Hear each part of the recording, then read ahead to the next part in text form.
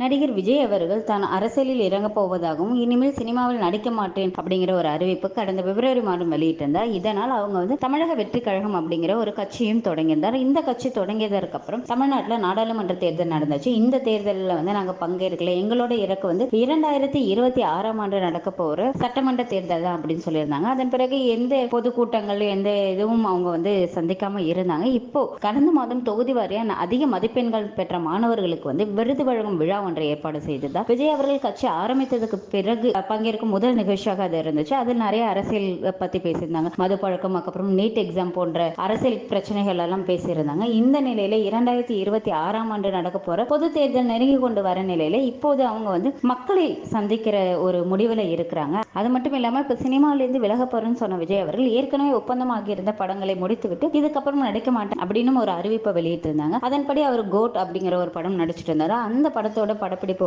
முழுசா நிறைவடைஞ்சிச்சு. அதற்கப்புறம் வினோத் இயக்கத்துல ஒரு படம் ஒப்பந்தமாயிருந்தாரு. அந்த பணிக்கான ஷூட்டிங் பணிகளும் தொடங்கிச்சு. ஒரு பக்கம் அந்த ஷூட்டிங் பணிகள் இருக்கும், இன்னொரு பக்கம் தேர்தல் வேலையிலும் அவங்க இறங்க ஆரம்பிச்சுட்டாங்க. இப்போது அவங்க எப்படி மக்களை சந்திக்க போறாங்க, என்ன கூட்டங்கள்லாம் நடக்க போற அப்படிங்கிற ஒரு அறிவிப்பு வெளியிட்டிருக்காங்க. ஒரு மாநில கூட்டமும் 4 மண்டல கூட்டம், அதாவது வடக்கு மண்டலம், தெற்கு மண்டலம், மேற்கு கிழக்குன்னு 4 மண்டல கூட்டங்கள்ல இவங்க பங்கேற்க போறேன் அப்படின்னு சொல்லியிருக்காங்க. அது மட்டும் இல்லாமல் 10 மாவட்டங்கள்ல மாவட்ட ஆலோசனை கூட்டமும் நடத்துறதா இருக்காங்க. அது மட்டும் இல்லாமல் இப்ப ராகுல் காந்தி எல்லாம் நடைப்பயணம் போனது மிகப்பெரிய அளவில் அவர் கை கொடுத்துச்சு. அதே போல 100 தொகுதிகளை இணைக்கும் வகையா இவங்க நடைப்பயணம் மேற்கொள்ள போறாங்க அப்படின்னு ஒரு தகவல் வெளியா இருக்கு. விஜயுடைய இந்த மாஸ்டர் பிளான் அவருக்கு கை கொடுக்குமா? 2026ஆம் ஆண்டு நடக்க போற தேர்தல் கிட்டத்தட்ட 1964 இருக்கும் தமிழக அரசியல் வரலாற்றை மாற்றி புதியதாக 3வது ஒரு மிகப்பெரிய கட்சியாக விஜய் அவர்கள் வருவார்களா? பொறுத்திருந்து பார்க்கலாம் வாங்க.